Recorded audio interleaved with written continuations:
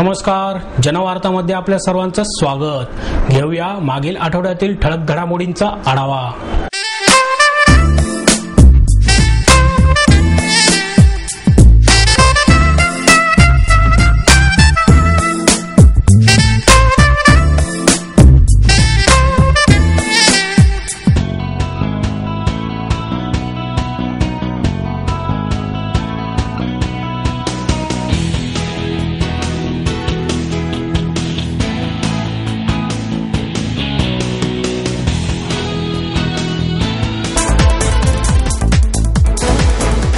समाजातील सर्व वर्गांपर्यंत दर्जेदार शिक्षण पोहोचणे गरजेचे आहे, असे मत केंद्रीय कृषी मंत्री शरद पवार यांनी व्यक्त केले। महाराष्ट्र ज्ञान महामंडळाच्या वतीने ज्येष्ठ शिक्षण तज्ञ प्राध्यापक राम ताकोले यांचा 80व्या वाढदिवसानिमित्त पवार यांच्या हस्ते सत्कार करण्यात आला। यावेळी विधानसभेचे अध्यक्ष दिलीप वळसे पाटील, उच्च आणि तंत्र शिक्षण मंत्री राजेश टोपे, ज्येष्ठ समाजवादी नेते भाई वैद्य, ज्येष्ठ संगणक तज्ञ डॉक्टर विजय भटकर, ज्ञान महामंडळाचे व्यवस्थापकीय संचालक विवेक सावंत आदी उपस्थित होते। या निमित्ताने प्राध्यापक ताकोले यांच्या लेख आणि भाषणांच्या संग्रहाचे प्रकाशन करण्यात आले। पवार म्हणाले, गरीब माणसाला भाकरीत देव दिसतो, त्यासाठी शिक्षणाचा ज्ञानाचा वापर व्हावा, असाच विचार सातत्याने प्राध्यापक ताकोले यांनी मांडला। दर्जेदार शिक्षण मिळाल्यास देशातील दारिद्र्याचा प्रश्न निश्चितच सुटू शकतो। देशातील शेतकऱ्यांनी हे उदाहरण घालून दिले आहे। आधुनिक ज्ञानाचा, संशोधनाचा वापर करून शेतकऱ्यांनी मोठ्या प्रमाणावर कृषी उत्पादन वाढवले आहे। पीक पद्धतीत बदल करून आज देशात 250 दशलक्ष टन धान्याचे उत्पादन झाले असून धान्य ठेवायचे कुठे हा प्रश्न निर्माण झाला आहे। समाजातील प्रश्न सोडवण्यासाठी तंत्रज्ञानाचा, शिक्षणाचा वापर झाल्यास त्याचा अधिकाधिक स्वीकार होतो। हा अनुभव असून त्या दृष्टीने दर्जेदार शिक्षणाचा प्रसार व्हायला हवा। प्राध्यापक ताकोले म्हणाले, शिक्षणातून मूल्य निर्मिती सोबतच संपत्ती निर्मिती व्हायला हवी। शिक्षण आणि विकास यांचा संबंध लावला तरच शिक्षणाचा खरा हेतू साध्य होऊ शकेल।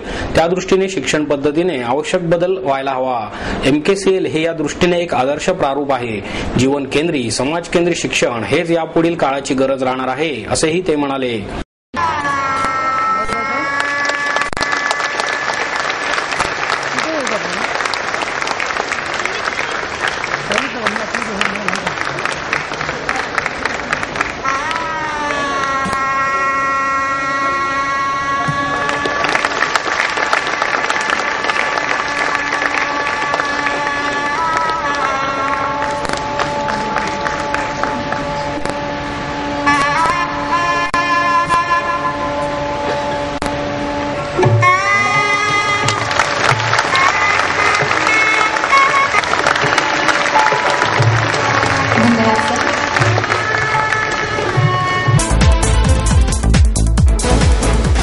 कात्रज येथील नौकाविहार बंद करण्यात यावा, अशी मागणी मी वडार महाराष्ट्राचा या संघटनेच्या वतीने करण्यात आली।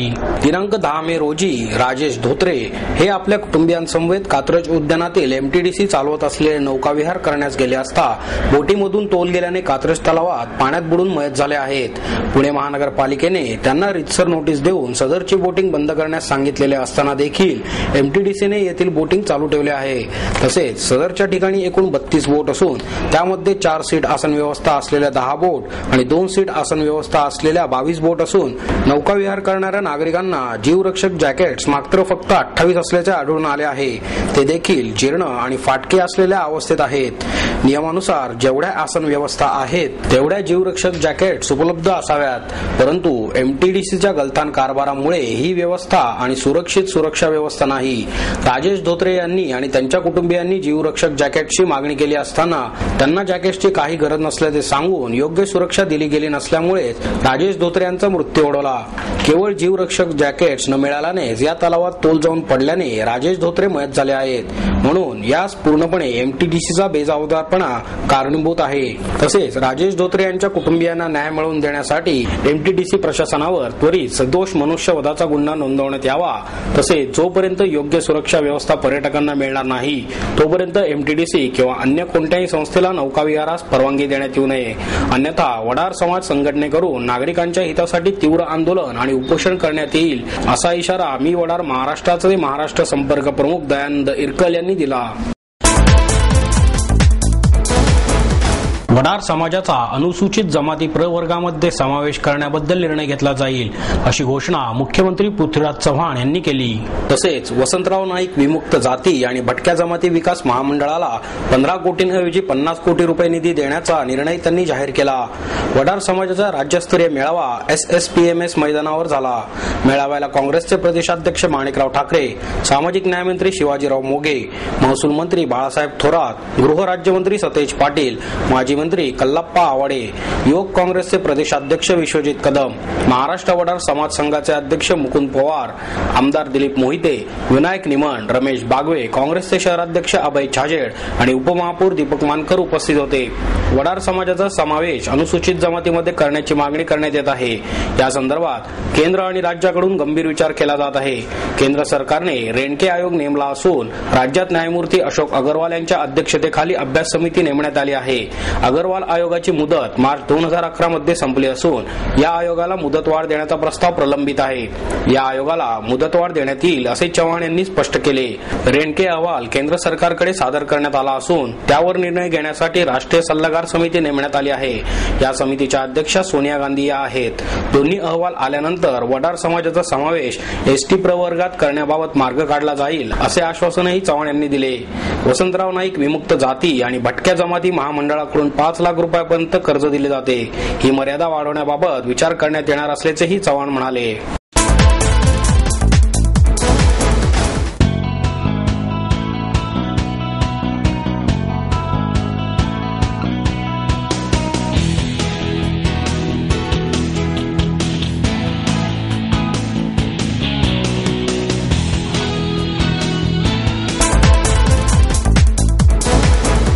पुणे शहरातील सार्वजनिक वाहतूक व्यवस्था उत्तम करण्याची आणि सामान्य लोकांना परवडणाऱ्या मेट्रो प्रकल्पाची गरज आहे असे प्रतिपादन खासदार वंदना चव्हाण यांनी केले.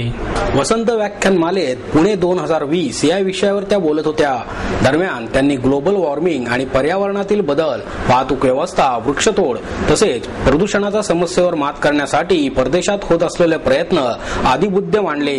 पुणे शहराचा शाश्वत विकास झाला पाहिजे, परंतु त्याचा पर्यावरणावर दुष्परिणाम होणार नाही याची काळजी घेतली पाहिजे असे सांगून त्या म्हणाल्या, पुणे शहराने आता कार्बन उत्सर्जन आणि प्रदूषण कमी करण्यासाठी पुढाकार घेतला पाहिजे.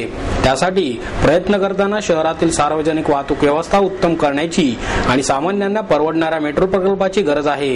यासाठी स्थानिक स्वराज्य संस्था आणि नागरिकांनी संघटित प्रयत्न करायला हवेत. वाहनांमुळे प्रदूषणाचे प्रमाण वाढत असून शहरातील सार्वजनिक वाहतूक व्यवस्था सुधारणे हा त्यावरील उपाय आहे.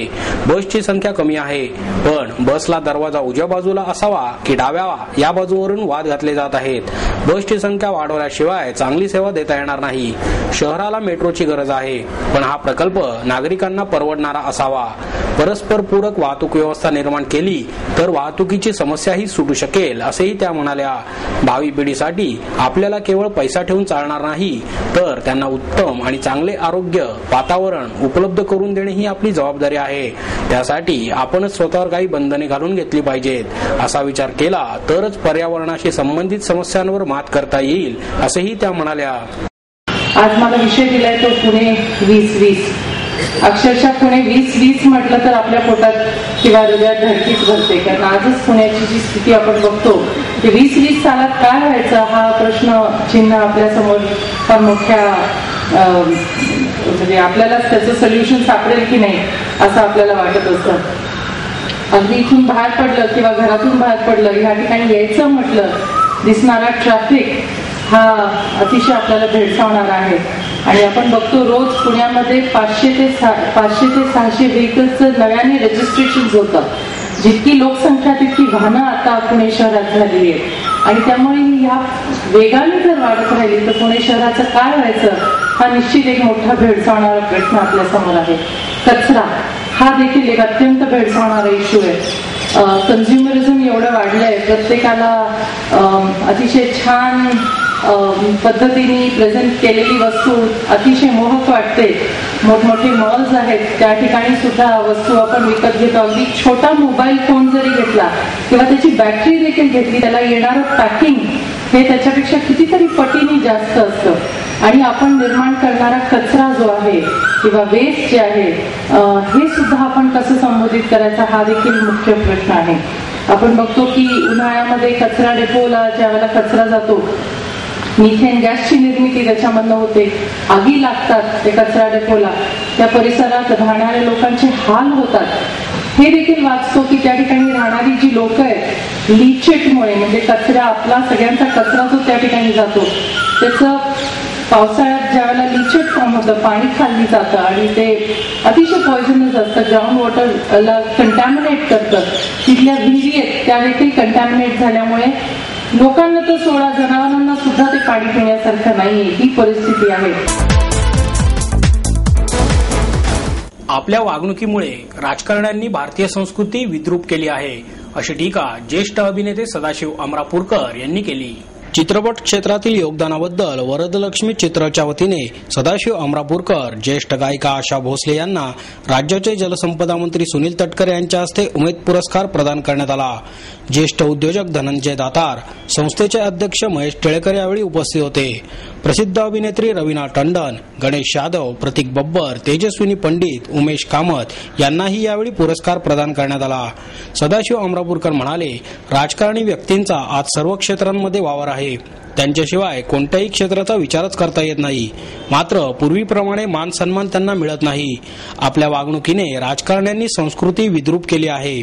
यशवंतराव चव्हाण यांच्या काळात राजकारण सुसंस्कृत होते. साहित्य आणि कला क्षेत्रातील व्यक्तींना राजकारणी आणि राजकारण्यांना कलाकार मान देत होते. मात्र मान देण्यासारखे राजकारणी आता राहिलेले नाहीत. त्यांचा दिखाऊपणा, निर्लज्जपणा, घातकीपणा लोकांसमोर उघड झाला आहे.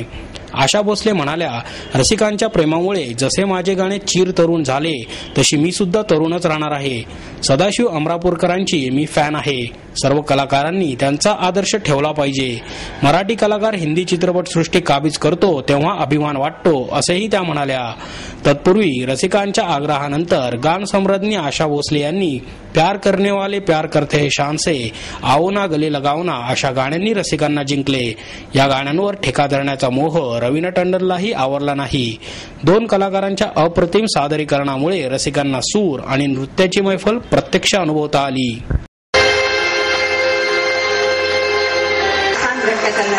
रवीना टंडन अनेक सामाजिक उपक्रमात त्यांनी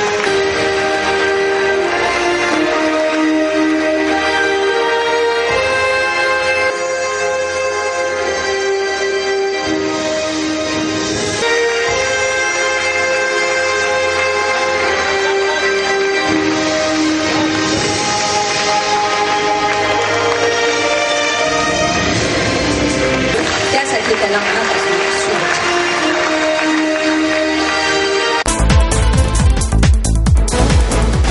लाल महालातून हटवण्यात आलेल्या दादोजी कोंडदेव पुतळ्याच्या दुरावस्थेवरून महापालिकेत युतीच्या नगरसेवकांनी गदारोळ केला. दादोजी कोंडदेव यांचा पुतळा लाल महालातून हलवण्यात आल्यानंतर तो पु ल देशपांडे उद्यानात ठेवण्यात आला आहे. मात्र पुतळ्याची दुरावस्था झाली असून चेहऱ्यावर चिंधा गुंडाळण्यात आल्या असल्याचे सांगत युतीच्या नगरसेवकांनी सभागृहात जोरदार गदारोळ केला. महापौरांना घेराव घालत याबाबतचा खुलासा करण्याची मागणी केली. महापालिकेची सभा सुरू होताच शिवसेना आणि भाजपच्या नगरसेवकांनी दादोजी कोंडदेव यांच्या पुतळ्याची दुरावस्था झाली असून त्यांच्या चेहऱ्यावरती चिंध्या गुंडाळण्यात आल्या आहेत. तसेच प्रशासनाने याबाबत खुलासा केल्याशिवाय जागेवर बसणार नसल्याची भूमिका घेतली. यावेळी काँग्रेसने सुद्धा स्त्रीभ्रूण हत्या रोखण्यासाठी आंदोलन केल्यामुळे सभागृहात घोषणांचा गोंधळ सुरू होता. शिवसेनेकडून दादोजी कोंडदेवांचा अपमान करणाऱ्यांचा धिक्कार असो, जय भवानी जय शिवाजी अशा घोषणा देण्यात येत होत्या, तर काँग्रेसकडून जिजाऊ यांचा अपमान करणाऱ्यांचा धिक्कार असो अशा घोषणा देण्यात येत होत्या. यावेळी महापौर वैशाली वनकर यांनी दोन्ही प्रश्नांचा खुलासा करण्याचे आश्वासन दिल्यानंतर आंदोलन शांत झाले. उपमहापौर दीपक मानकर यांनी दादोजी कोंडदेव शिवाजी महाराजांचे गुरु नव्हते असा कोणताच पुरावा उपलब्ध नाही, तसेच ही बाब न्यायप्रविष्ट असल्याचे सभागृहात सांगितले. या विधानावर शिवसेना आणि भाजपच्या नगरसेवकांनी जोरदार आक्षेप घेतला. महापौरांसमोरील राजदंड पळवण्याचा प्रयत्न युतीच्या काही नगरसेवकांनी केला. मात्र सत्ताधारी राष्ट्रवादी काँग्रेसच्या नगरसेवकांनी राजदंड पकडून ठेवला. याबाबत खुलासा करताना आयुक्त महेश पाठक म्हणाले, लाल महालातून पुतळा हलवल्यानंतर तो पु ल देशपांडे उद्यानात ठेवण्यात आला आहे. हा हॉल काही दिवस बंद होता, आता हॉल वापरणे सुरू केले आहे. प्रशासनातील अधिकारी पुतळ्याची पाहणी करतील, दुरावस्था होऊ न देता काळजी घेतील असेही त्यांनी सांगितले.